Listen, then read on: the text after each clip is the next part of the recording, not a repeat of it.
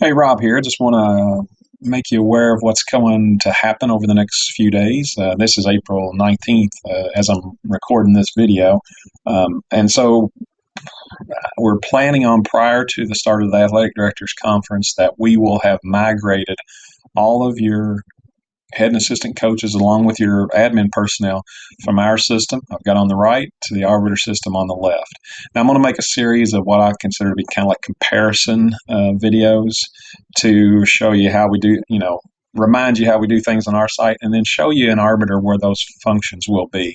And I'll do it pretty much function to function, but since the personnel are coming over first, I want to start with that. So in Arbiter, the two main menu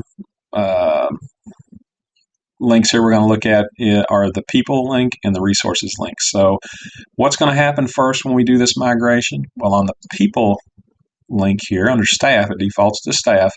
The first thing you're going to see one morning when you come in is you're going to see the entire, what we have in our system, your entire admin personnel list. So all of these folks here. And you will see all of your coaches in this list here.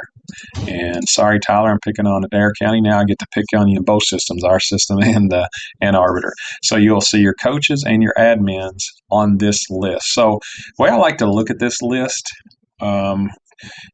I would consider this to be very similar in concept to what we have in our system with the rosters. So we have this overall athletic roster, as you know, that then coaches or ADs, yourself, can go in and assign these athletes to individual rosters.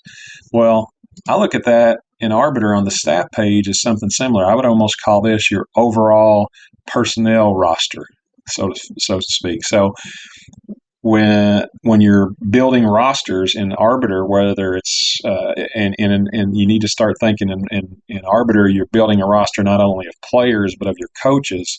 You're actually going to pick from this staff list, your head and assistant coaches positions, and then different other, any other personnel you've got in there.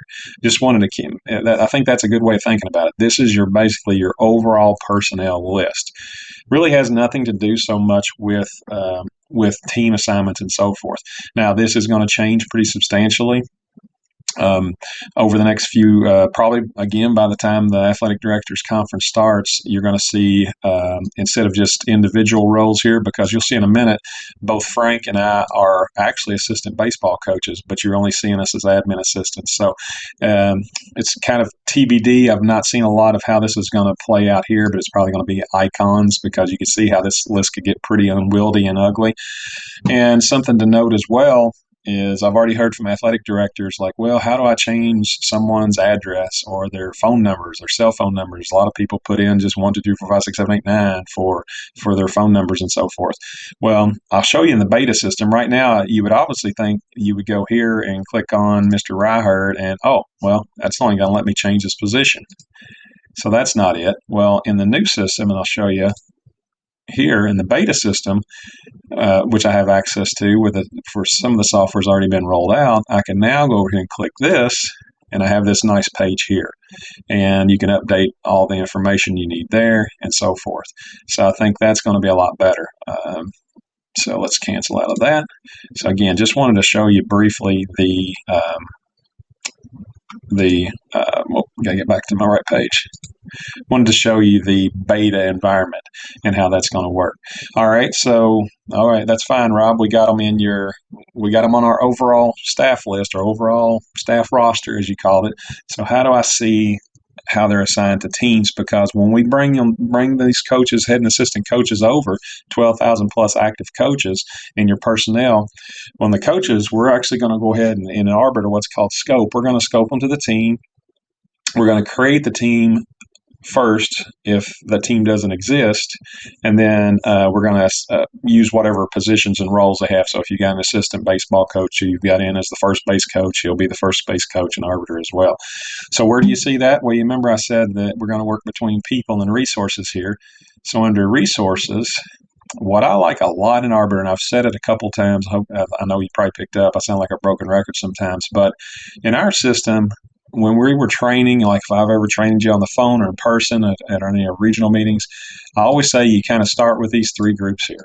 You've got your control panel sport offering grid where you add and remove, sports, and then you give permission to coaches to edit rosters, and that's handled a little bit differently, quite a bit differently in Arbiter, which I like better as well. And then I would say, well, next you got to double check your admin personnel, make sure they're all correct, emails, phone numbers, etc., because that's how they get communication from us. And then you can obviously look at your coaches, make sure they're all correct. And then I would say, well, then you can get in here and start working on your individual rosters and so forth. Well, in Arbiter, all three of those functions are encapsulated into this team page. And there's some other, obviously, pieces to it, sites and opponents, and I would love to get into it, but you know me, I'll make plenty of videos, and if I get down one road, I'll keep going.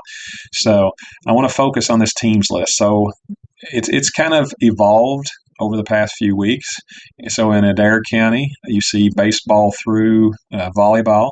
Now, as I said, we're going to create the teams for you when we pull these coaches over, because in Arbiter for years, pretty much the only teams that have been in there are teams that need officials assigned. So, obviously your team sports. I noticed that it looks like we got golf and so forth here in Adair County. So for the first step, when we bring them over, we'll populate them in that staff list, like I said. But then if the team doesn't exist, we're going to create the team and level, and then we're going to assign them to that team. So real quick, on this list, I really like you've got three icons, status icons. Well, the first one is the schedule calendar. So if it's green, you see here there's 4th, 7th, 8th grade baseball games scheduled. The roster is blank, so that means there's 0 assigned to the roster. And I'll talk about rosters in a little bit, but we don't want to load them in right now. And then you're going to see the whistle icon, which was added a couple of weeks ago. So that means we got 0 coaches assigned to the team. So in one place, you can kind of see all this information. So we can see on the schedule here, we got looks like 30 games there and so forth. And let's just look at the coaches list here. So I've actually played around on their baseball team with coaches, and I've also played around and added some baseball players on the roster as well. So if I click on the icon here for coaching, you're going to see a page with some tabs on here that we're not going to get into just yet. But you're going to see here that I've already added myself as head coach and assistant coach. So again, once we do this migration, you're going to be able to drill down to your baseball team just like I am now, and you're going to see all your coaches. Any coaches you have assigned over here in our system. So, for instance, in baseball, looks like Dare has several there. They will all be listed on this page right here. And think of it, the layout is similar to the way we lay out our printed PDF roster. So, when you look at a roster on our system, view team roster, you have the coaches at the top, and then you've got the players at the bottom. So it's going to be kind of similar looking to this. Let's just pick baseball. So you're going to see your coaches at the top, part of this screen over here, and then at the bottom you're going to see your rostered athletes. And so I just wanted to kind of point that out to you, how that's going to look. Let me get back out of here. There we go. And so you have your coaches at the top, and then we don't have any players right now, but you can add players right there. Now, what's going to happen when we do the migration of players, I said I was going to talk about this in a minute, is we're going to pull over, like we do in every year in the fall, or in the summer, I'm sorry, early to mid-June, we always lock you out of the rosters.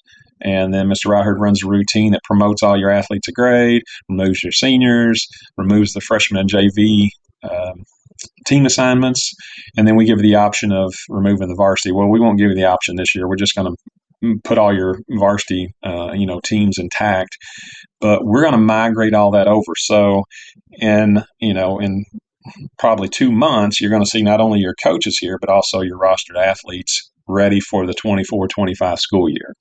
It's a clean slate, so to speak, kind of like what you're used to doing once you come back from the dead period in our system. To remove a coach, well, let's see that just real quick on how to add a coach. Now, again, you're not going to do this unless you have new coaches, because we're going to migrate these over. But this kind of emphasizes what I was talking about earlier, how that, remember the people in the staff page was your overall list. So kind of like in your rosters when you're adding players from your overall athletic list, which is called students in Arbiter, you hit add a coach to baseball, and it's going to pull up your remaining people on that personnel page, your staff page. So see what I'm saying? It's sort of like you're picking from that overall staff list. And we didn't have a lot on there, obviously, because we're still in the early phases. So, and me and Frank were already assigned to the team, so you only see the remaining ones there. But we can add this Austin, or let's just say Tyler's going to be the head coach or our assistant coach. So we'll make him pitching coach. And when you're looking at the assistant coaches positions, they start from here. The first several are to every team, like they're going to be pretty much the same for every sport, and then you're going to have the sport-specific ones down here at the bottom. So let's make him the pitching coach. We're going to add. And then you're probably going to say, what's these icons right here? Well, right now everybody's like your wrestling coach is probably getting all these annoying game change notices from even every baseball game and so forth. So all your coaches are getting game change notifications. When you're scoping someone to a team in Arbiter, and I guess you could say this as a sentence, like Rob Catron's scope on the baseball team as head coach. So he is scoped to be the head coach on the baseball team. So Tyler is not, so I would click on that button and I would scope him to team, and now he's scoped as well. So he'll only receive notices. Now if he's also an assistant coach on the volleyball team and you scope into volleyball, then they would get the game change notifications for volleyball and so forth. So again, to remove, we're just going to click the little X, as you probably figured that out. Let's hit save changes. Real quick. One thing that's going to be super nice is I know on our system, I know a lot of athletic directors, and it's just because you can, and we've never told you not to, is you're going in and working on your fall coaches already. I know you're probably hiring some, so you probably may have already changed out some of your football coaches and soccer coaches and so forth. Well, guess what? You're doing that for the 24-25 school year, and we're still in the 23-24 school year. And so it messes up things on the back end with the scoreboard, and keep doing it. I mean, we've done it for years. I'm not telling you not to do it. But in Arbiter, when you add a coach and an athlete for that reason, the very first thing you're picking is the school year. And it's one of those things that we wish we would have always done, but we didn't in our system. We should have done that from the beginning. But so if you're adding a coach for next year, obviously you would just pick 24-25 and start building that roster. And in Arbiter, I think the way to look at it again is like you're not only building a roster of players like you are in our system, but you're building a complete team roster, coaches and players. Now, this has nothing to do with your monitoring the eligibility of their bylaw 25 stuff, like their grid. Like that's going to be separate. It's being developed right now. So we're not talking about that piece with the greens and the yellows and the oranges and so forth. But we're just talking about assigning them to the team.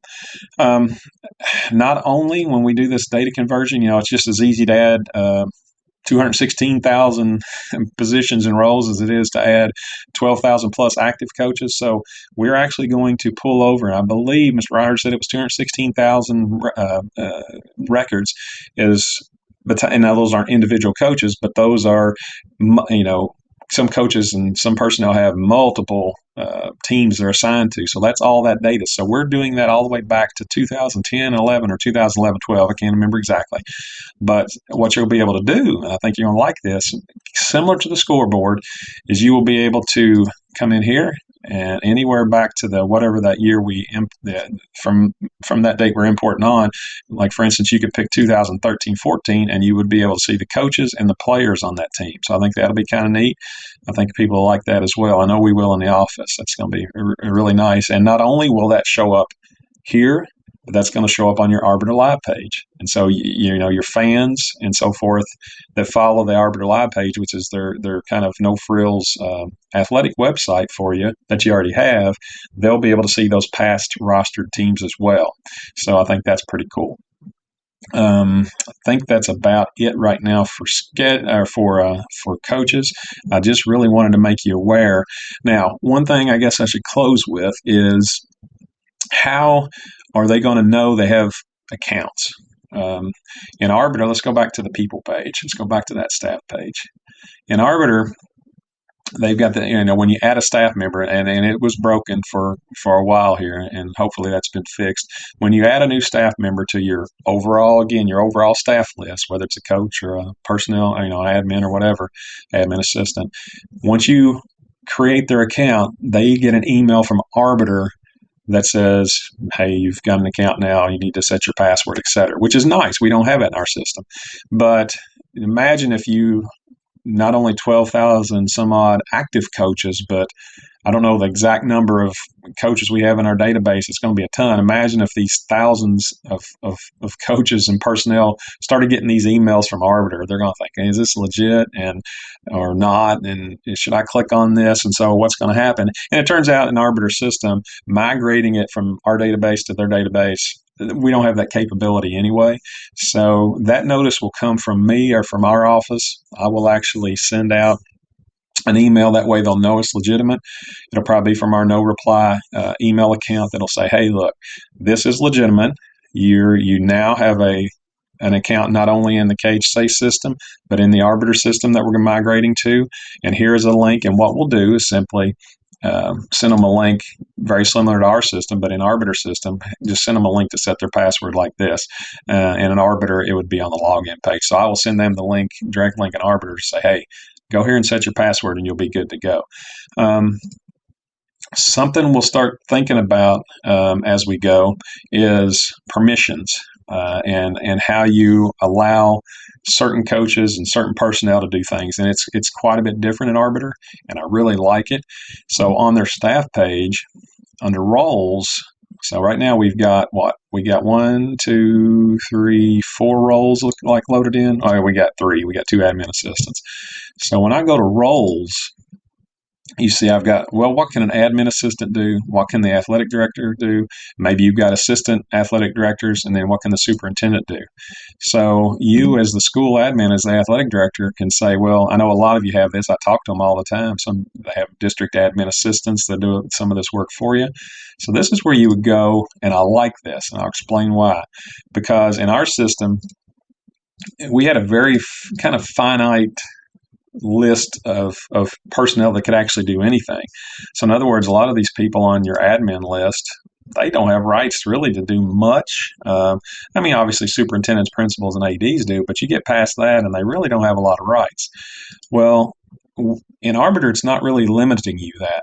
So this list should increase as we add more functionality, but every admin or coach has the same permission screen. So for instance, do you want this admin assistant to have full access to schedules, or should they only view them? If they're your assistant, you probably want them to have that rights. You even get down into payments. Now you may not want the admin assistant to do Arbiter pay. That's, that could be. Should they be able to edit rosters? Well, maybe not. Student registration is something a little different there.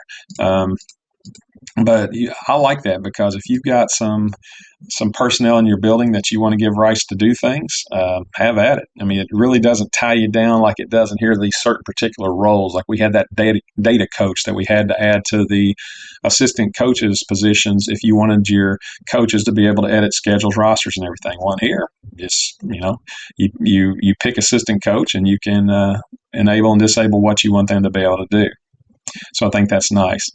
While I've got you, I want to real quick, because this is a pretty common question we get, is the Arbiter Live page. And that is included in pretty much everything you have. So everybody's had an Arbiter Live page. I know some schools like Grant County's actually been using it for some time and really utilize it well.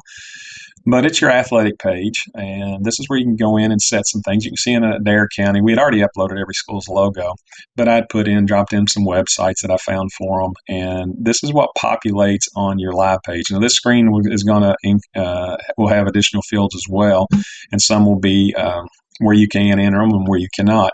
But under Arbiter Live, if we go ahead under Settings, hit Arbiter Live, this is how you know whether or not it's published. Everybody has one, but you may have this box where it's not published. And so when you publish it, you have a link here. And even before when you publish it, you'll probably want to look at this team roster settings here. And this is where you can go in and say, well, I don't want to display this on my Arbiter Live page. I'm going to assume that quite a few of these probably need to be cleaned up anyway. We may need to remove some of these, or you may need to remove some of these. And I would think that you'd probably want all of them on your Arbiter Live page, but let's just take a real quick look here at Adair counties. Active teams that have schedules.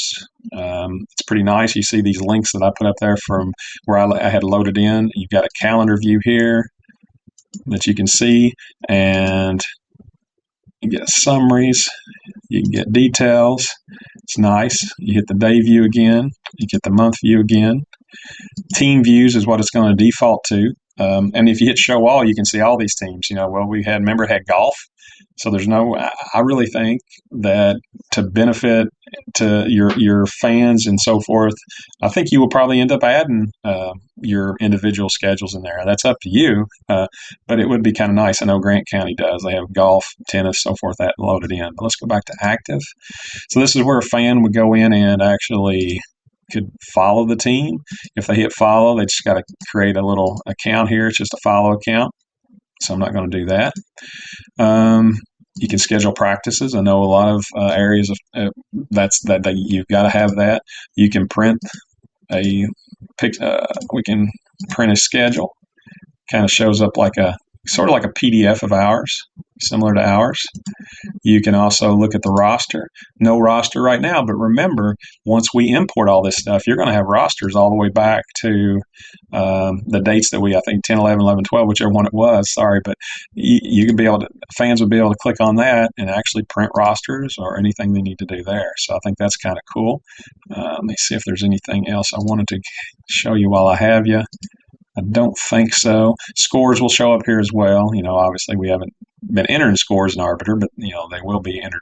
You will be entering scores in Arbiter for the 24-25 school year. Well, listen, I know that's a lot, but I just wanted to make you aware that your coaches are coming over, and we're going to try to get you through all this, hopefully fairly easily. I will be doing more of these videos to compare features in here and how they are in Arbiter as well. But as always, if you have questions, just reach out to me. That's why I'm still here for. I want to be able to be your first line of support, be the first line of support for athletic directors as I am in Arbiter, as I am in our system. So thank you, and be sure and contact me with any questions you have.